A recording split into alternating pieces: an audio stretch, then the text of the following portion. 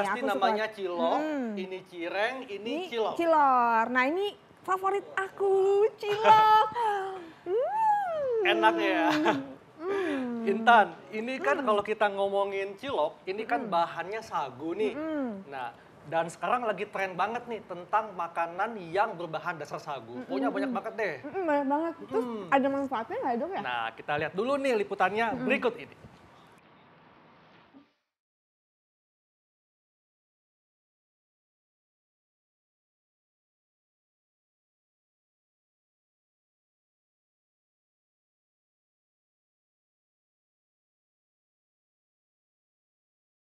Sagu merupakan salah satu bahan makanan pokok masyarakat di Indonesia. Sagu sudah lama dianggap memiliki nutrisi yang baik bagi tubuh. Kandungan nutrisi terbanyak dalam sagu adalah karbohidrat murni. Selain itu, sagu kabarnya mengandung lemak jenuh yang sangat sedikit. Sagu biasanya dijual di pasaran dalam bentuk tepung. Tepung sagu memiliki tekstur yang lebih lembut jika dibandingkan dengan tepung giling lain. Warnanya putih agak pucat dan jika dipegang Anda akan bisa merasakan teksturnya yang kesat dan agak berpasir. Dalam keadaan sudah dimasak, maka tekstur tepung sagu akan mengental seperti lem.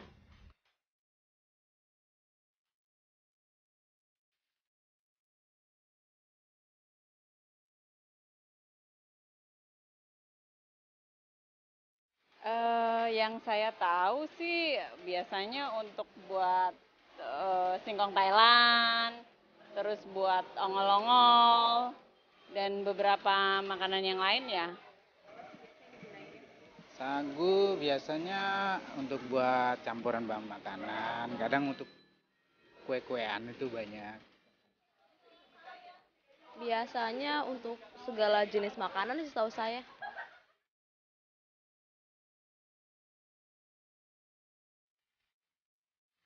Kalau seperti yang saya ketahui itu salah satu untuk memperlancar pencernaan ya, dan juga untuk cocok nih buat orang diet nih. Nah, Untuk ini ya, saluran pencernaan, kemudian kira-kira yang memperlancar usus besar barangkali ya. Itu aja sih yang saya tahu ya. Tahu saya buat mah.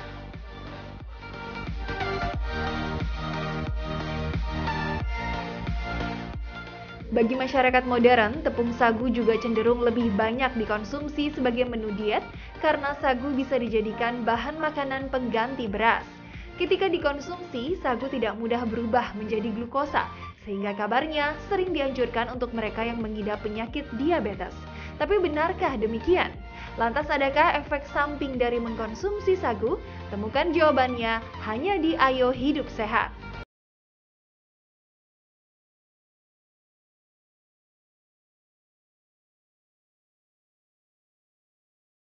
Pribadi ya dok ya.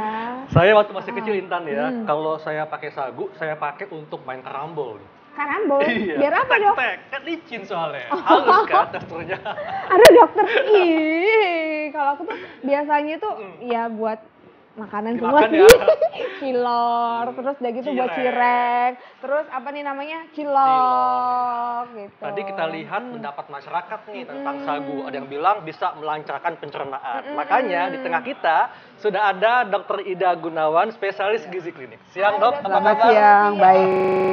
Nah dokter, aku langsung nanya deh ya. Langsung ya. Katanya ini sagu ini bisa untuk mencegah darah tinggi. Ini fakta atau mitos dok? Nah ini adalah mitos. Oh mitos. Jadi nggak bisa dijadiin alasan makan sagu. Iya betul. Jadi gini, kenapa kok orang awam selalu bilang sagu ini bagus loh untuk mencegah tekanan darah tinggi. Iya. Sagu ini kalau dibiarkan lama-lama, kalau dalam campuran makanan dia suka menjadi cair. Oh iya betul. Jadi pikirnya nanti kalau dimakan airnya menjadi lebih banyak menghilangkan panas dalam. Karena kalau orang awam itu semua tekanan darah tinggi, semua sakit selalu dikaitkan dengan panas dalam, masuk angin dan kawan-kawannya. Sebetulnya kalau kita lihat kandungan gizinya, kandungan gizi dari sagu ini sangat rendah komponen dari kaliumnya, potasiumnya. Padahal kita tahu yang bagus untuk menurunkan tekanan darah adalah kandungan potasium atau kalium. Nah jumlahnya nggak terlalu banyak ya. Betul, dibanding dengan buah dan sayur ya banyakkan buah dan sayur. Nah tadi dok di tayangan kita lihat ada masyarakat yang menganggap bahwa sagu ini membantu melancarkan sistem pencernaan. Ini fakta atau mitos? Dok? Nah, ini mitos lagi. Wah, mitos lagi ya. nggak Kok bisa buat bisa? diet dong. Iya, makanya tadi saya dengar juga bagus tuh ya buat berdiet. Nah, sagu ini kaya akan karbohidrat. Jadi kandungan karbohidratnya tinggi sekali. Dalam 100 gram sagu, kira-kira 1 ons sagu, itu mengandung 84 gram karbohidrat. Jadi ini sangat bagus untuk menggantikan energi yang hilang. Jadi sumber energi, Dok, Sumber ya? energi yang sangat bagus sekali. Jadi buat daerah-daerah di Indonesia Timur ya, di mana yang namanya padi, nasi kan agak sulit mungkin numbuh ya, karena daerahnya yang kurang gitu baik, maka mereka mencari pengganti karbohidrat lainnya yang tinggi energi, salah satunya adalah sagu. Nah, tadi juga Dok, Ya. kan di tayangan tadi masyarakat juga menganggap bahwa sagu ini bisa sebagai pengganti nasi. Kalau kita Betul. melihat dari kandungan nutrisinya, lebih baik nasi atau sagu nih Dok? Nah, kalau secara kandungan nutrisi pasti nasi lebih untung, lebih masih di atas Lebih ya. banyak komponen Ya, nutrisinya ya. Karena masih ada yang namanya protein. Nah, protein di sagu ini jauh lebih kecil daripada nasi. Jadi kecil sekali, kira-kira 1 sampai 2 gram per 100 gram sagu. Nah, kalau seratnya, Dok? Nah, seratnya sekitar 2 sampai 3 gram per 100 gram sagu. Jadi enggak terlalu banyak juga. Kapan seratnya menjadi lebih tinggi yang tadi dikatakan, oh bagus ya buat melancarkan saluran cerna. Itu pasti dikaitkan dengan komponen seratnya. Ini kita lihat sagunya warnanya putih toh ya. Betul. Ada yang namanya sagu coklat. Seperti beras, ada yang beras yang baru diambil, yang belum terlalu banyak disosoh dan sebagainya, itu berasnya juga warnanya masih agak kuning-kuning kecoklatan. Nah, itu kandungan seratnya tinggi, sama dengan sagu coklat. Nah, sagu coklat adalah sagu yang baru pertama sekali diambil dari pohon palemnya itu. Nah, itu warnanya masih agak kecoklatan, belum putih seperti ini, itu kandungan seratnya lebih tinggi. Oh, lebih tinggi itu Ya, Dok, betul. Nah Dok, ini juga banyak banget nih Dok kabar yang beredar bahwa sagu ini bisa mencegah kanker. Ini fakta atau mitos? Dokter ditahan dulu, jangan dijawab dulu. Kita temukan jawabannya setelah pesan-pesan berikut ini.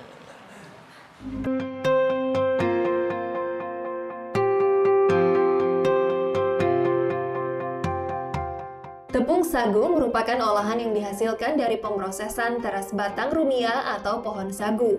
Beberapa daerah di Indonesia juga menjadikan sagu sebagai bahan makanan pokok, karena sagu dinilai memiliki kandungan karbohidrat yang setara dengan beras. Berikut ini adalah beberapa jenis olahan sagu yang sering dikonsumsi oleh masyarakat Indonesia, hasil rangkuman tim Ayo Hidup Sehat. Yang pertama ada kue rangi.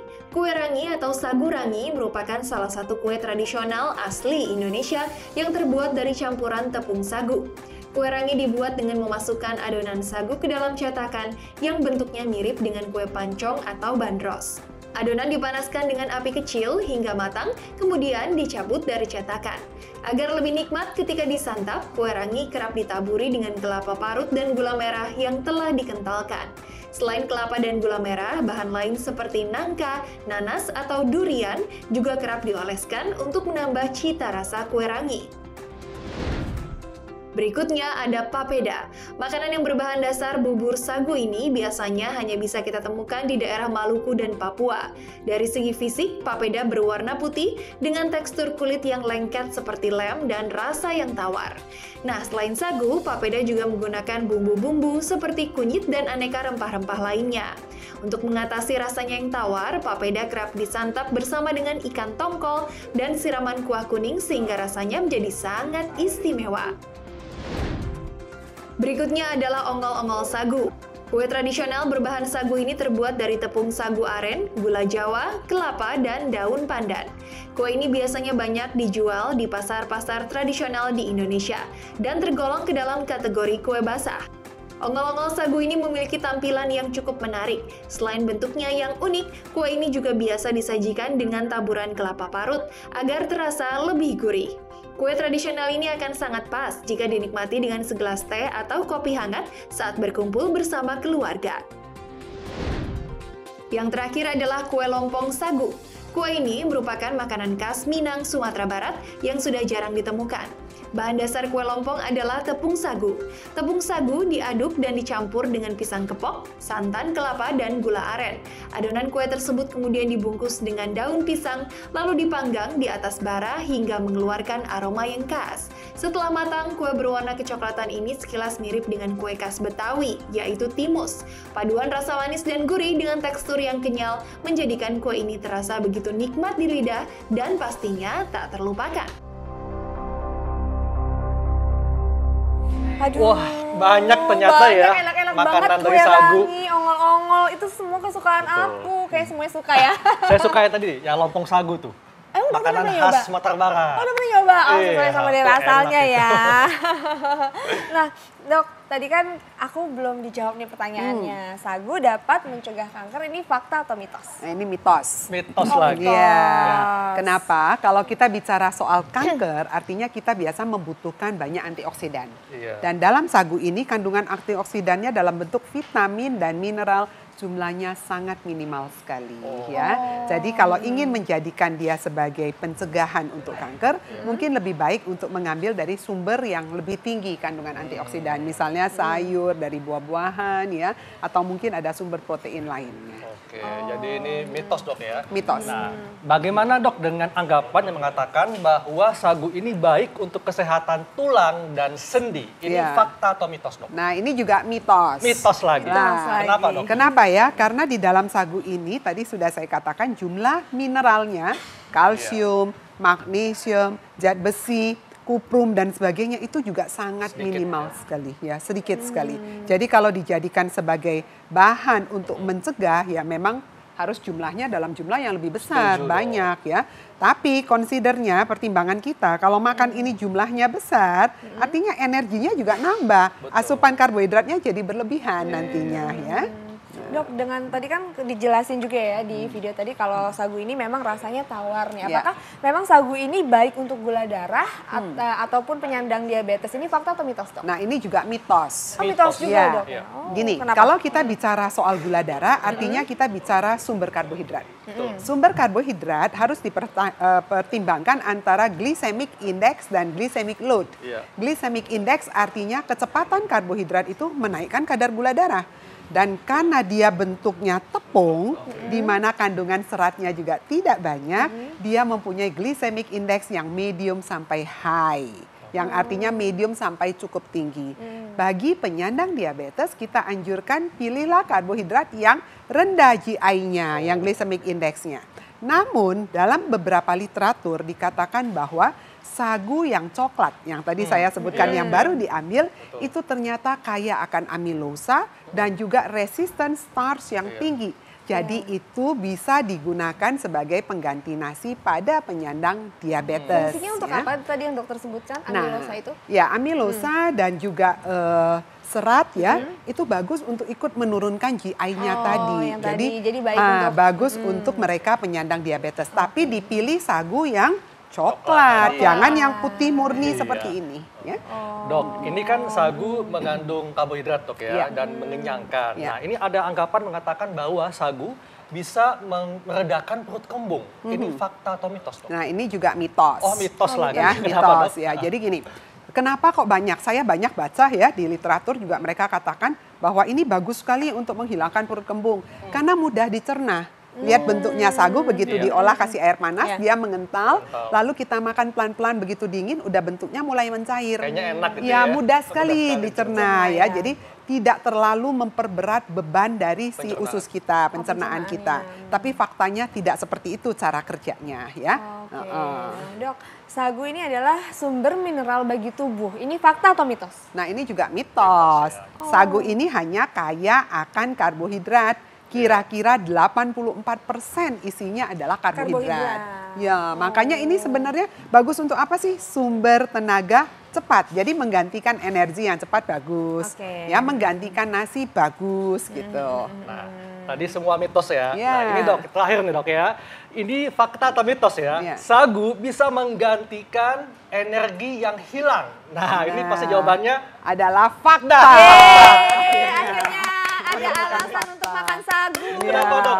Gini, Karena kalau kita bicara energi, sumber energi yang paling banyak untuk orang Asia, apalagi orang Indonesia adalah karbohidrat. Dan ini tadi saya katakan dalam 100 gram sagu, ini mengandung 84 gram karbohidratnya. Jadi lebih tinggi dari nasi loh. Nasi itu cuma sekitar 77 gram.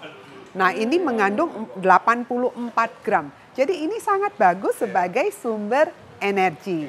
Cuman kalau ingin mendapatkan tambahan nutrisi lainnya, tolong dikombinasi. Betul. Ya, makannya. Dok, ini juga masyarakat ingin tahu, Dok. Sebetulnya sagu ini selain sebagai sumber karbohidrat, apa saja, Dok, fungsi yang bisa bermanfaat untuk kesehatan? Nah, gini, kalau ingin mendapatkan manfaat lebih dari si sagu, silakan cari sagu yang warnanya coklat. Brown sagu tadi ya. Jadi sagu coklat ini ternyata dia cukup banyak juga seratnya. Jadi bisa mencapai kira-kira 3-4 gram per 100 gram. Jadi selain mendapatkan karbohidrat, kita bisa dapat serat. Yang kedua, kandungan antioksidannya juga lebih tinggi, hampir 2 kali dibandingkan dengan sagu yang sudah diolah putih ini ya. Jadi kalau mau cari yang masih original, yang masih baru fresh, jangan diolah terlalu banyak. Nah itu yang paling baik. Jadi itu ya dok ya, yang paling baiknya.